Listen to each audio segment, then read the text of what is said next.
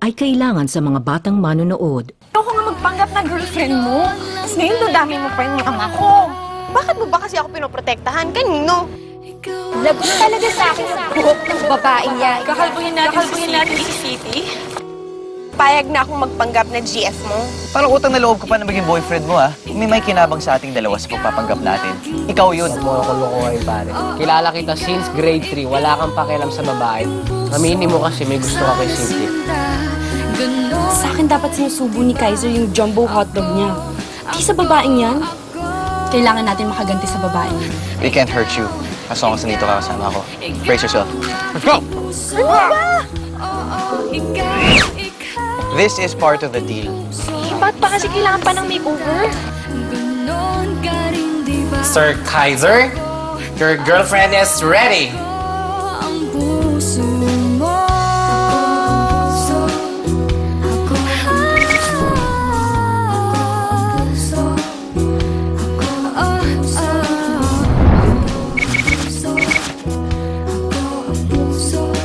From now on, you will be known as my tag boyfriend.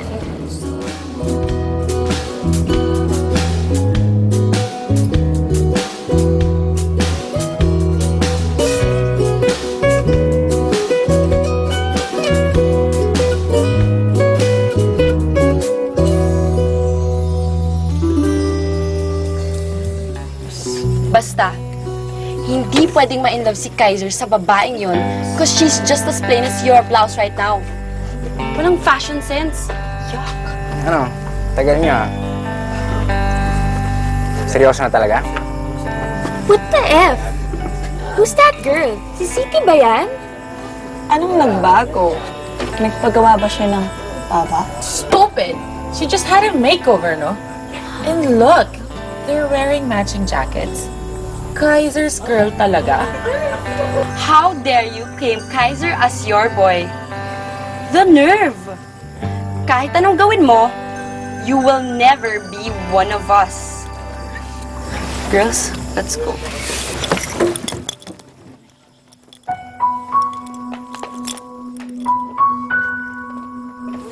Ba't pa kasi kailangan natin suotin tong couple jacket na to?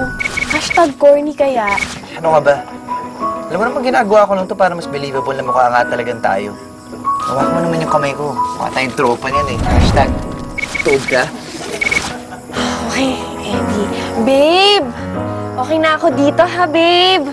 Pwede ka nang mauna. Sige, wala bang flying kiss for your boyfriend? Bye! Ay, hindi ako alis dito.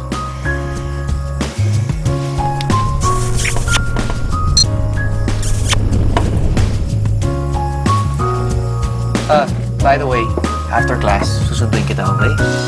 Eh, bakit saan mo ba ako dadalhin? Papakilala kita sa lola ko. Bakit? Huwag ka na magreklamo. Ha? Hindi ba social lola mo? Eh, baka mataray. Bakit mo ako papakilala dun? Because I want to.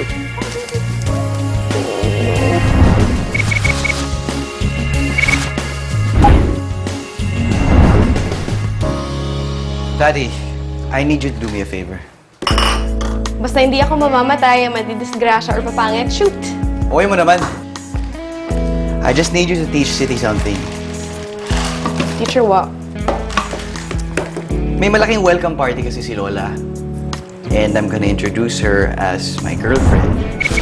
So, kailangan maayos sa lahat ng bagay, especially table etiquette. Yun lang pala eh. Game, but may I just ask, I mean, why you go through all of the trouble? Eh, hindi ba fake girlfriend mo lang naman siya? Si Lola kasi, lagi yung kinukulit na magka-girlfriend. I need her to stop doing that, so... Sabihin mo na may girlfriend ako. At ang girlfriend mo, si City Sandoval, who doesn't even know the difference between a salad fork and a dinner fork. Well, that's why you're there, my friend. Alright, thank you.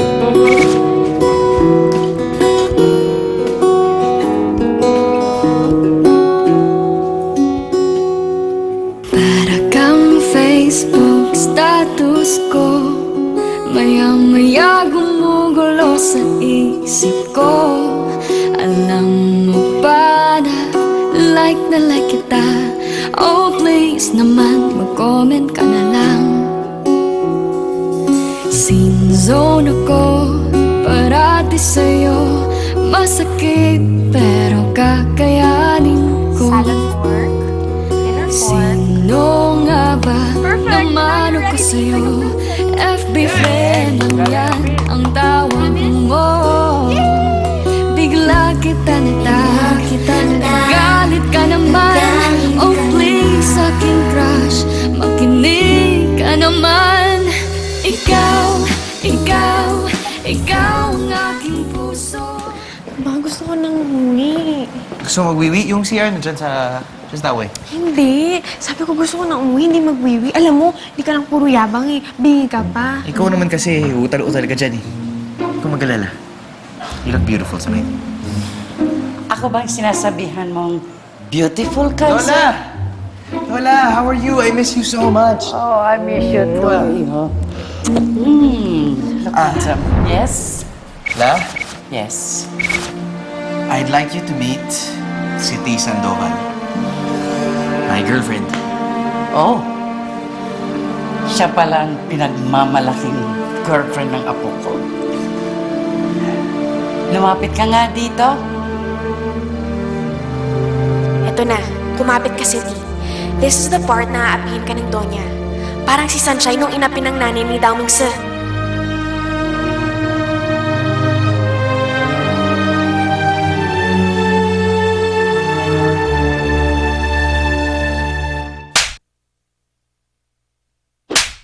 Oh no!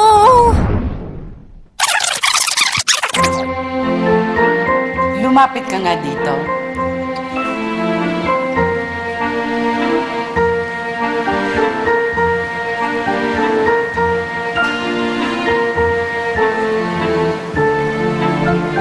Welcome to the family, Siti.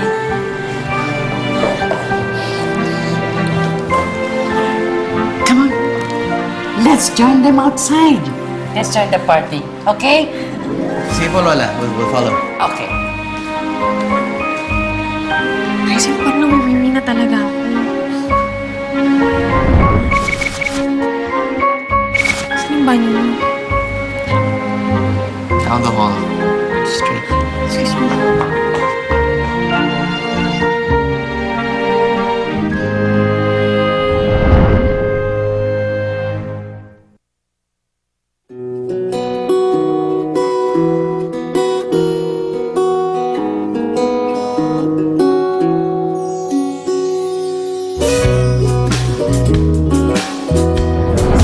Kaiser, hanggang kailan ang lola mo dito sa Pilipinas? I think, buti siya till Christmas. Pwede ka bang gumimik kasama mga friends ko? Yeah, of course. Sure. Bakit mo pa sinama si City kung iiwan mo lang pala? Dude, kapag hindi ko kasi pinagsin itong mga babaeng to, baka sundan pa ako kahit sa harapan ni City. Eh, alam mo naman yung temper nung isang yun. Baka magtantro pa yun kahit sa harapan ni Lola. Pero feeling ko parang kailangan mo na tigilan to eh. Dahil kawawa naman yung babae, kaya kung gusto mo ituloy, gawin mo ng totoo, panindigan mo si City. Well, why would I do that? Because City is not the girl na pwedeng loko-lokohin lang. Disenteng babae si City. Kay, pwede ba tayo mag-picture? Sige. Ganito pala maging girlfriend ni Kaiser. Yung mapag-isa ka habang chinichika niya lahat ng chicks. Kapag selfie na nga lang mo.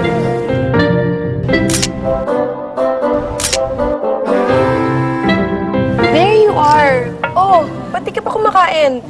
Natakot ka naman ba sa mga kubiertos? Hindi, no. In fact, gusto ko nang gamitin yung knife.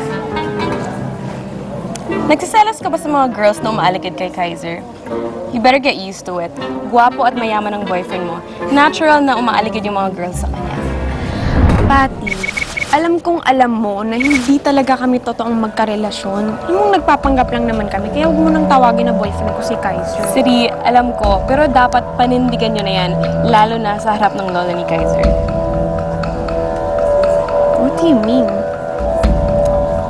Eh, di ba nga, Kaya ka pinakilala ni Kaiser sa lola niya para tumigil na siya sa paghanap ng girlfriend for him?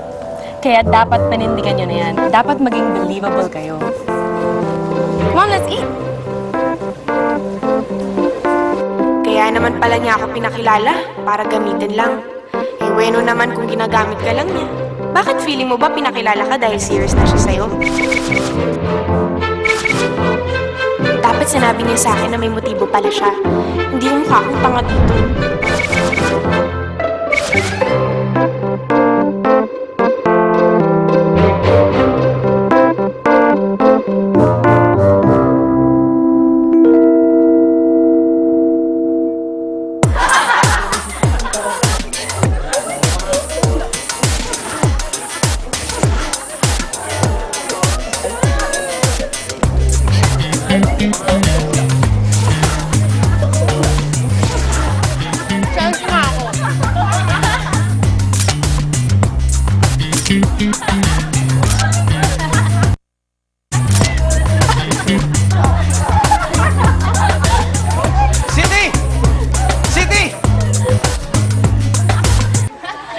I'm so dead.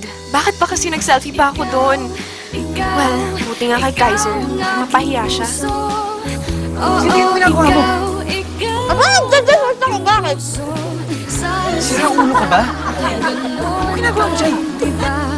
Ako,